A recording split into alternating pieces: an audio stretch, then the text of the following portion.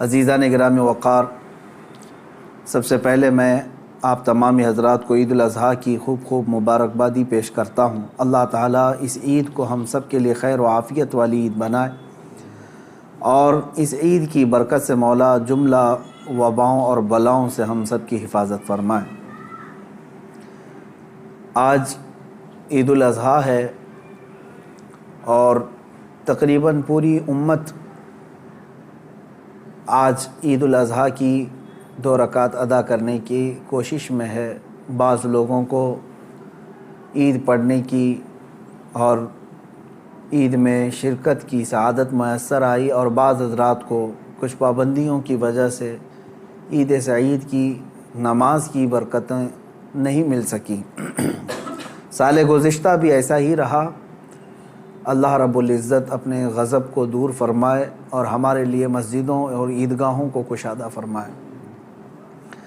میرے عزیزو، اس عید الاضحیٰ میں ایک عظیم پیغام ہے، اور سارے لوگ جانتے ہیں کہ یہ بہت ساری یادوں کا ایک مجموعہ ہے، بہت ساری یادوں کا ایک مجموعہ ہے۔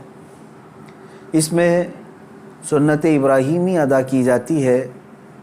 حضرت سیدنا ابراہیم علیہ السلام کی قربانی کی یاد تازہ کی جاتی ہے، اور حجاج کرام انہی دنوں میں عرفات، منی، مزدلفہ میں اپنے ارکان ادا کر رہے ہوتے ہیں، مناسک حج ادا کر رہے ہوتے ہیں۔ ان میں بھی ہر رکن تقریباً کسی نہ کسی کی یاد ہے۔ وہاں پر صفا مروہ پر دوڑنا حضرت ہاجرہ کی یاد ہے۔ منی میں مذبح میں جا کر حضرت ابراہیم علیہ السلام کی قربانی کی یاد حجاج کرام تازہ کرتے ہوئے اپنے بکروں کی اور جانوروں کی قربانیاں پیش کرتے ہیں، کنکریاں مارتے ہیں، یہ حضرت ابراہیم علیہ السلام کی یاد ہے۔ عرفات میں قیام کرتے ہیں، میرے آقا صلی اللہ تعالیٰ علیہ وسلم کی سنت پر مزدلفہ میں آتے ہیں، کنکریاں چنتے ہیں، رسول پاک صلی اللہ علیہ وسلم کی ادا ہیں۔ تقریباً یوں سمجھ لیں کہ حج مبارک بہت ساری یادوں کا ایک مجموعہ ہے، اور امت کو یہ یادیں ٹرانسفر کرتے رہنا چاہیے، منتقل کرتے رہنا چاہیے۔ لوگ یہ سمجھتے ہوں گے کہ ہر عید، بقرعید پر، عید الاضحیٰ پر یہی ابراہیم و اسماعیل علیہ السلام کے قصے اور ان کے واقعات کیوں سنائے جاتے ہیں۔ میں کہتا ہوں مسلمانوں پر یہ واقعات سنانا واجب ہے، اخلاقی واجب ہے۔ اس کی وجہ یہی ہے کہ وہ اپنی آنے والی نسلوں کو یہ یادیں تازہ کرتے رہیں، اور ان تک یہ تمام روایات اور سنتیں نقل کرتے رہیں۔ ہمارے دین کا سب سے بڑا خاصہ یہی ہے کہ یہ تواتر سے چلا ہے۔ ہمارا دین جو ہے سینہ بسینہ اور سلسلہ بسلسلہ چلتا ہوا آیا ہے۔ اس لیے ہم سب کو چاہیے کہ ان ایام میں اپنے اپنے اولاد کو، اپنی نسلوں کو ان کی یادیں بتائیں، اور یہ تمام واقعات بتائیں کہ کیا ہوئے تھے۔ میں تفصیل میں نہ جاتے ہوئے آج کے دن کا ایک عظیم پیغام آپ سب تک پیش کرنا چاہوں گا۔ بقرعید میں ویسے تو تفصیلی جو واقعہ ہے وہ یوں ہے، اس کا میں اجمال بتا کر کے اپنا میسج دینا چاہتا ہوں۔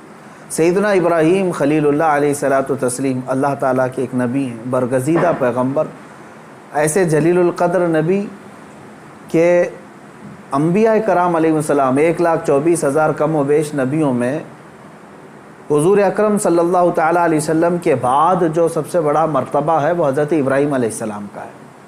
حضور صلی اللہ علیہ وسلم کے بعد جو سب سے بڑا مقام ہے وہ حضرت ابراہیم علیہ السلام کا۔ سیدنا ابراہیم علیہ السلام کی اولاد نہیں تھی۔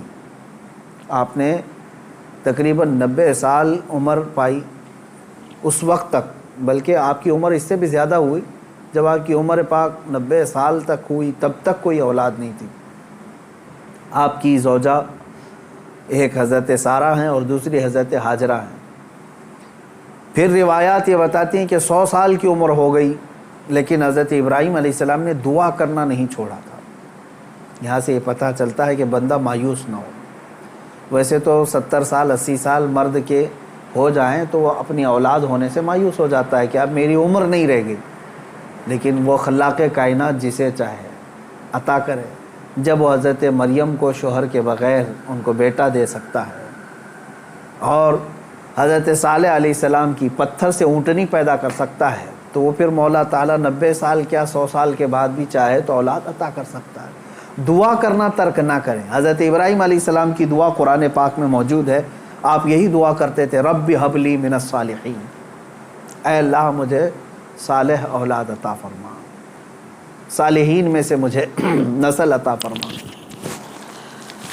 حضرت ابراہیم علیہ السلام کی اس دعا کو قرآن پاک میں بھی آپ تلاوت میں پائیں گے۔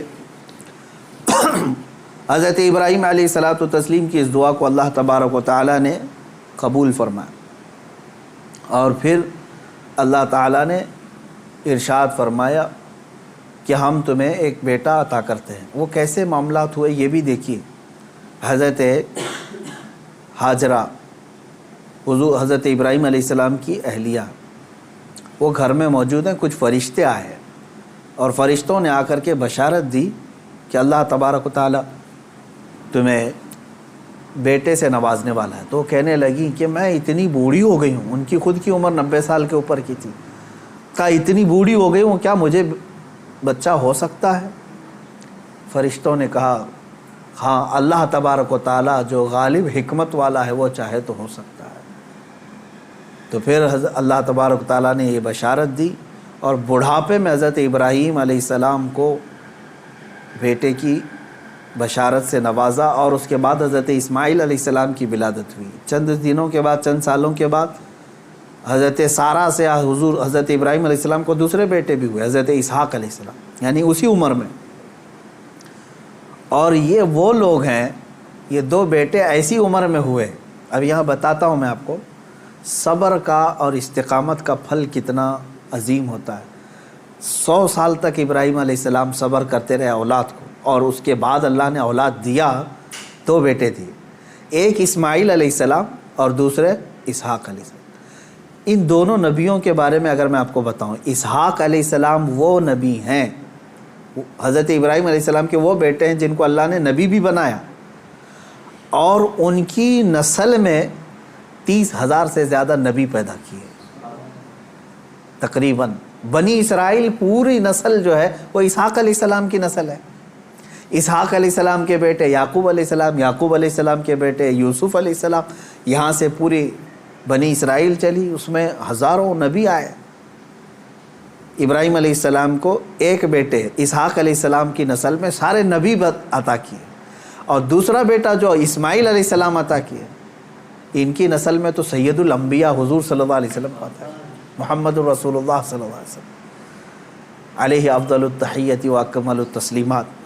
تو یہ حضرت ابراہیم علیہ السلام کی دعا کا نتیجہ تھا، اور صبر اور استقامت کا۔ آج جو مجھے پیغام دینا تھا وہ یہی ہے۔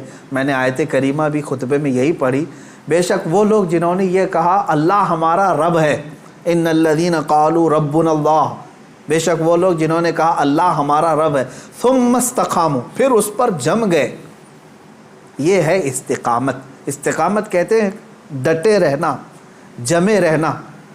اب اس کے متعلق جو قرآن کہتا ہے تتنزل علیہم الملائکہ، ان پر اللہ تعالیٰ فرشتے اتارتا ہے۔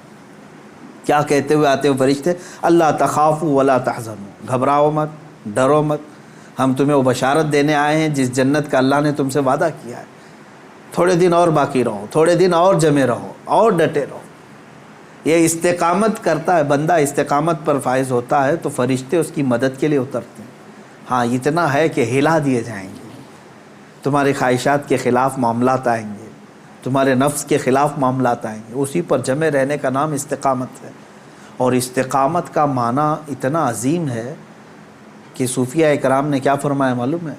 الاستقامت فوق الکرامت، عربی میں فرمایا استقامت جو ہے یہ کرامت سے بھی بڑھ کر کے ہے۔ لوگ کہتے ہیں نا کرامت، کرامت کا مطلب اکثر لوگوں نے ہی سمجھا کہ وہ انہونی چیز دکھانا، یعنی جو ایسی چیز جو کو دیکھ ہی نہیں پائے، ہوا میں کوئی اڑ کے دکھا رہا ہے، پانی پہ کوئی چل کے دکھا رہا ہے، تو اس کو بہت سارے لوگ کیا سمجھتے ہیں؟ یہی کرامت ہے، محیر العقول چیزیں، یعنی جو عقل کو عاجز کر دیں۔ اور فرمایا گیا ان کرامتوں سے سب سے بڑھ کر کے استقامت ہے، یعنی شریعت پر جمے رہنا، ڈٹے رہنا۔ میں اس پر آتا ہوں، حضرت ابراہیم علیہ السلام کے اس واقعے کو میں مختصر کرتا ہوں۔ بیٹا ہوا، 100 سال تک صبر کرنے کے بعد پھر اللہ تبارک و تعالیٰ نے امتحانات ایسے لیے کہ ابراہیم علیہ السلام کو ترک